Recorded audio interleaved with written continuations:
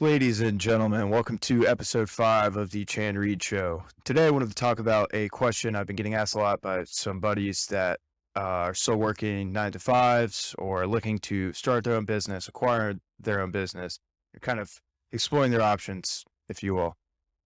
And they wanted to know really what my experience has been since I acquired my SMB back in May of last year. So wanted to talk about the acquisition story, how it's going so far, and just kind of my pros and cons, general thoughts, ideas of the experience, and some advice that you might need going forward. So let's hop into it. All right. So first, the acquisition story. So if you don't know, last April, so April 2020, April 30th, I closed on a multifamily lighting business. So basically for large institutional size apartment complexes, we get contracted out to retrofit the existing lighting there, primarily existing exterior lighting of the communities, anything basically that the landlord is on the hook for, from the existing lighting to whatever the latest and greatest LED technology. So one, it's kind of twofold, the value we provide to our clients. One, first thing people notice when they go tour an apartment community is the lights. Like if it's not well lit, the lights are all busted up, they got bugs in them, they look like shit. It's not good. They're less likely to rent from you. Second, a lot of the lighting technology in the past few years has become a lot more efficient and the technology is really advanced. So the lights that we install use much less energy. So it's not just a aesthetic appeal to replacing your lights, but there's actually a pretty solid value play as well. These are pretty high ROI projects. So anyways, we did that. I found the business, funny enough, of all places. I wasn't even looking for this business. I knew I wanted to do something sort of entrepreneurial going forward. At the time, I was a financial analyst for a real estate development firm here in Tampa, Florida. But of all places, I found a opportunity through my now partner, Sam Rosati, on Twitter. And I'll put the link to the actual tweet in the show notes or something like that. But essentially, long story short, I saw the tweet from Sam, shot him a DM. On a call, 15-minute call, we started putting two and two together. I ended up bringing in my mentor, now partner, that knew the multifamily industry really well. That would be a perfect marriage.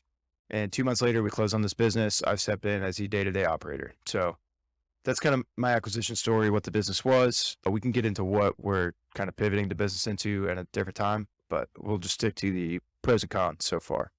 So, we're about, let's call it like 8 months or so into it. Certainly not what I was expecting, to say the least, but I didn't even know what to expect. So that's not really a fair question. But yeah, so I'll talk about the pros and cons now. So the pros, small business is like real, tangible in-life business, what a lot of people refer to as SMBs on Twitter and on the internet.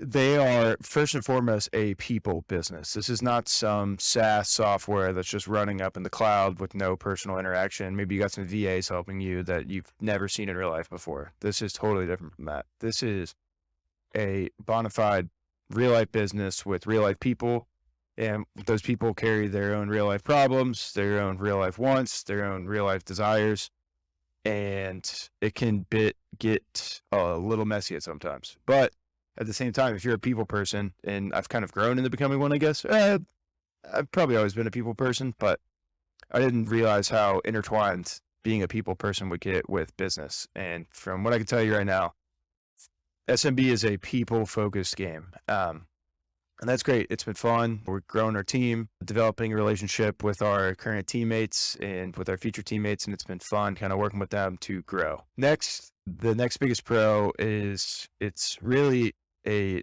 truly eat what you kill type system versus, back when I was a financial analyst, I was getting a salary and a bonus, no carried interest or anything like that. But it was no matter how hard I worked or conversely how less I worked, I was getting the same pay grade in, perpetuity every, year, promotions, bonuses, raises, all that good stuff. But with this business now, it's like, it's on me. So I'm our internal operations leader, if you will. So all of our processes, automations, how shit should run, all that good stuff. And I also lead up our business development and sales. So I'm the only guy running sales. So it's truly upon me to get out there, and we're only eating what I kill, right? So, and it's on me to put food on the plates of our 3 other teammates. So, and my 2 other partners at that as well. So it's at first, kind of stressful, but I've learned to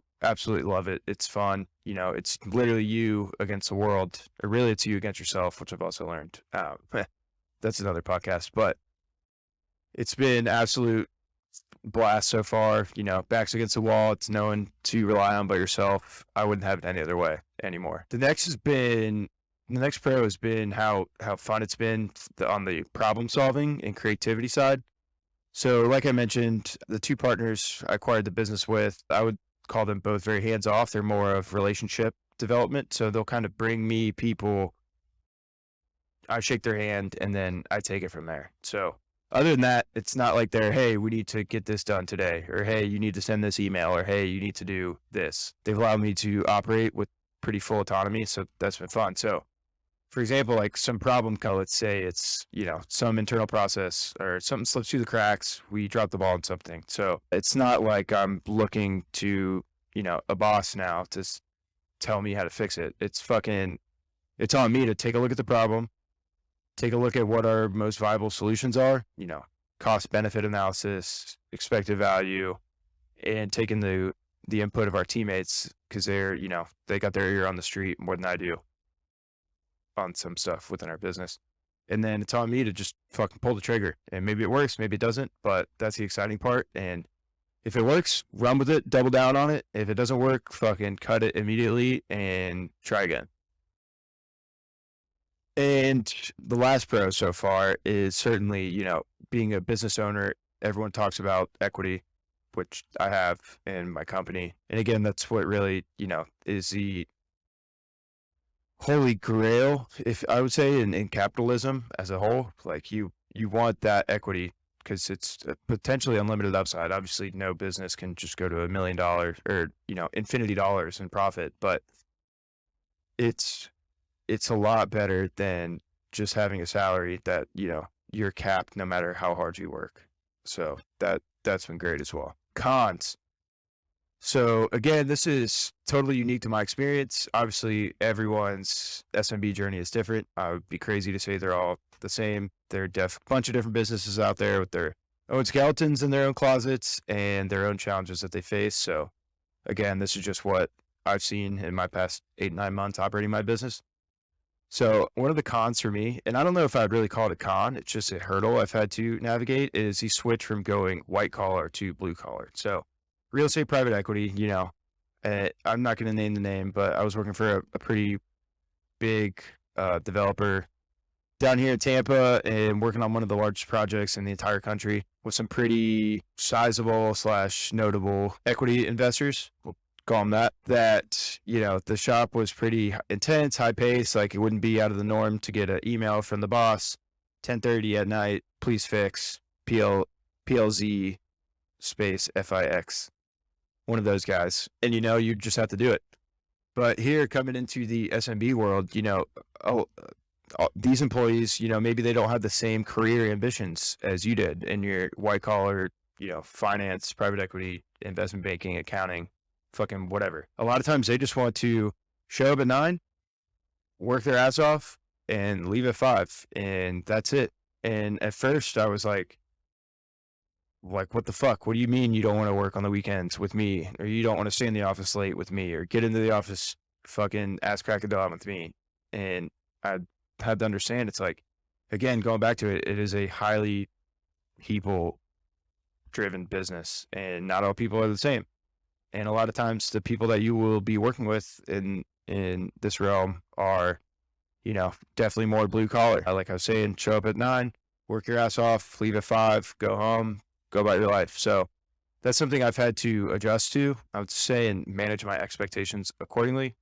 And that doesn't mean you still, as the owner, operator, can't fucking work your ass off and still put in those hours. You try to set an example for them, and you can't, force them to do anything, but hopefully your extra effort and you you want to lead by example, essentially. So that's where you can kind of navigate that nuance. Other con, next con, EBITDA, everyone's favorite buzzword for profit, real estate, NOI, business, EBITDA, what have you. So in SMB land, and again, very different between all sorts of SMBs, but on general, if we're speaking in general here, margins on EBITDA businesses are typically much, much lower than online money, or, you want to call it Wi-Fi money.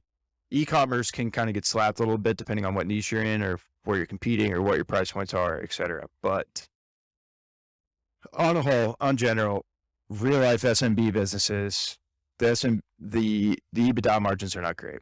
So, and that kind of jades me a little bit when I talk to some of my buddies running fully online businesses, and it's like, oh yeah, bro, we're fucking 90% margins. I'm like, fucking Christ, that is sick. Good for you. So we'll get to that in a second too. Third and final con that I've experienced has been my business's risk exposure to like real world events. Again, so like think about if you're selling an info product online or e-commerce, you're subject to some supply chain shit, but you're selling some info product online, you have an online community, you have courses online, you're a virtual consultant like that. Like coronavirus probably, if anything, has accelerated your business as more people have come online.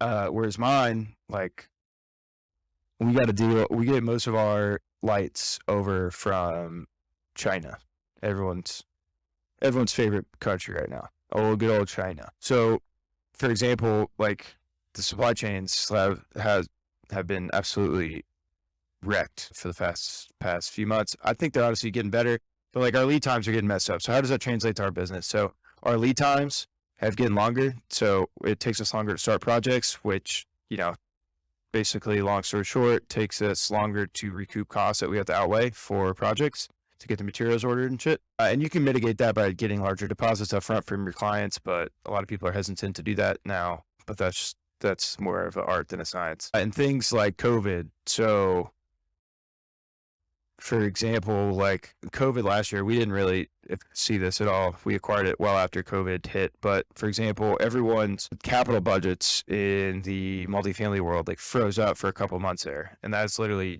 your lifeline, your blood source to your business in the business I'm running. So people aren't spending money on projects, you are fucked. And that's just another risk exposure you have to the real world. And shit like regulations and like, I don't know. Anyways, it's a lot of shit can impact a real world business, especially in today's age. So those are all my cons. I think really now, just overall, just touch on my acquisition, my journey so far. I think it's been a fantastic opportunity. I've learned a fuck ton. I've learned more, I'll tell you right now, I've learned more about LED lights in the past 9 months than I thought I ever would in my whole life. I'll probably forget more about LED lights than any of y'all will ever know, but that's just specific to my business. Overall, I've learned a shit ton about all sorts of different components of business, running a business, what it takes, the nuances, which will certainly help me down the road. And those things can kind of plug into different other businesses that you're running. Next, the other big realization I've had is, yes, this is great. I'm loving it so far. And it's a great, kind of another arrow in my quiver that is, my business portfolio. I would still love some exposure to some internet/online businesses though. So that's something I'm kicking the tires with some of my boys who run their own. Just trying to really figure out how I can fit that puzzle piece into my life right now. Cause like I said, like there's online businesses as well as SMBs come in all different types of flavors. So I'm really looking for one that can kind of plug into my current SMB duties, if you will. So that's it. Hope I helped answer some questions. If you have any more, feel free to DM me on Twitter. They're open. Happy to talk and chat about anything you might want to know. And overall, if you're still working that 9 to 5 and you have some unresolved issues, or not unresolved issues, but you're really looking for an escape route almost, or you're sick of your business, you want to start your own thing, I think SMBs are certainly a great place to start. and finish, honestly. 2 weeks ago, I was at a conference for SMB called SMB Bash, and it was crazy. The young guys, the old guys, the in the middle guys, few far in between, just learning from them, picking their brains, and kind of just diving headfirst into this whole industry. It's been fantastic. And it is truly a excellent opportunity to set yourself up for generational wealth going forward. So if you're still working that 9 to 5, you're trying to kick the tires, figuring out, hey, can I start a side hustle? Can I quit and find a business to buy? Definitely look into SMBs. It's been a great opportunity, but don't turn a blind eye to Wi-Fi money yet either. That is still going to be a huge part of the future and something you need to incorporate. So that's all I got for you. Till next week, have a good one, ladies and gentlemen.